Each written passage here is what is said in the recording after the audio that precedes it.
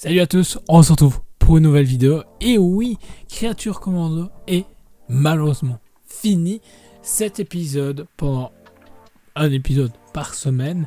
Franchement, waouh. Merci James Gunn d'avoir réalisé une série, je veux dire, et d'ouvrir le DCU de cette façon. Et c'est du James Gunn tout craché. Et au finalement, la vidéo que j'ai fait hier, qui est sortie hier par rapport aux news DC, j'avais raison. Car il nous a offert du coup la diversité de différents personnages. On a découvert des personnages qui n'étaient plus mis en avant depuis beaucoup trop longtemps.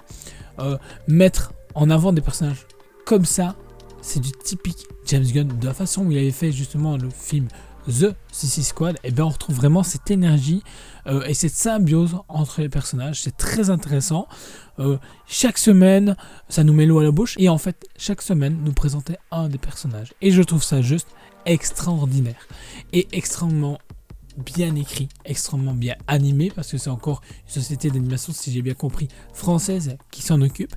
Et waouh, ça passe nickel. On a de la 3D, on a de la 2D, et tout fonctionne hyper bien.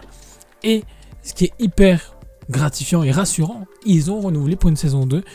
Le seul truc, c'est qu'il y a des questions qu'on se pose qu'on n'a pas réponse ici. Est-ce qu'on aura réponse dans Superman?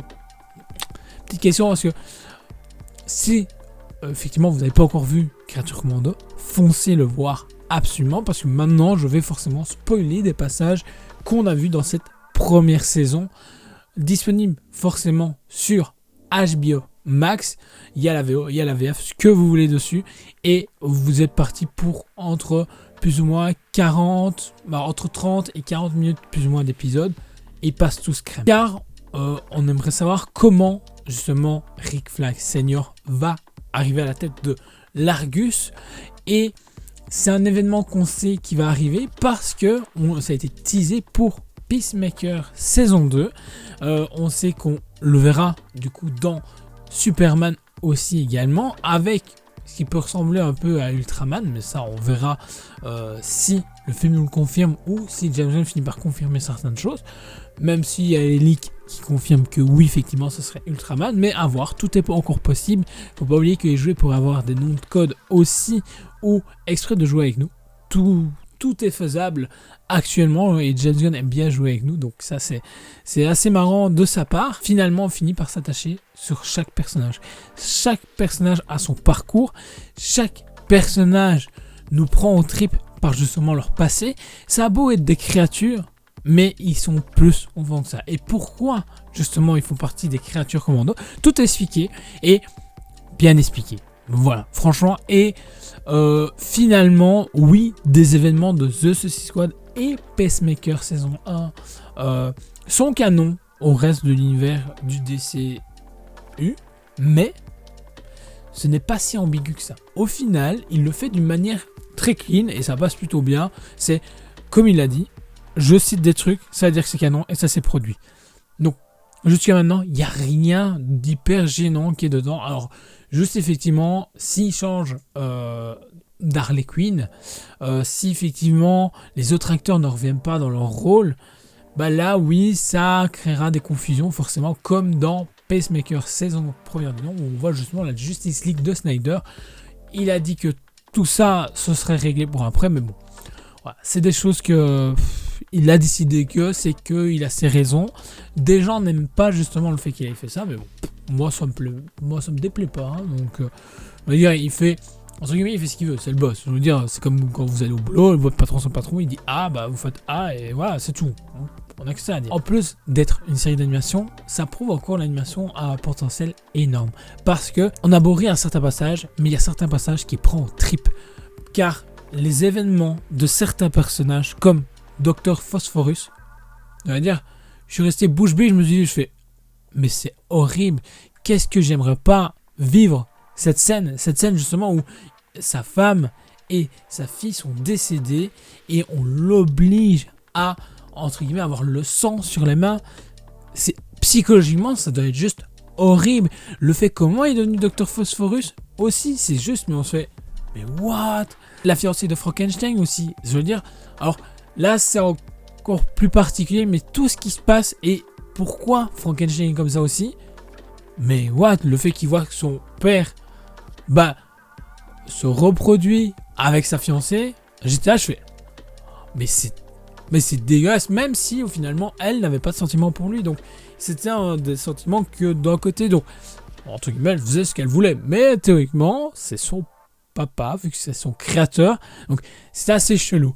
Ce passage-là était assez particulier. Le premier épisode se consacrait réellement à justement la création de Créatures Commando. Ce que c'était vraiment la deuxième Suicide Squad, sauf que d'envoyer des êtres humains, on va envoyer des créatures, c'est plus simple et ça passe mieux au niveau de la politique et des droits humains, vu que c'est pas ils considèrent pas comme des humains, on va utiliser des créatures, ça fonctionne, pourquoi pas. Et ce dernier épisode se consacrait sur Nina, justement, et je vais dire c'est le plus simple de tous, mais en même temps ça nous montre comment les gens sont cruels du fait qu'on est différent.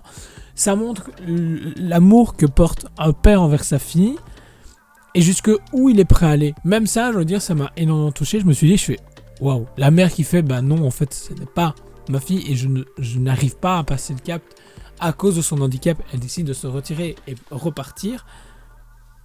Waouh, je veux dire, c'est quand même ta fille, t'es en train de l'élever, elle doit avoir quand même 2 ans plus ou moins au moment donné où ils ont la conversation. Je trouve ça juste horrible.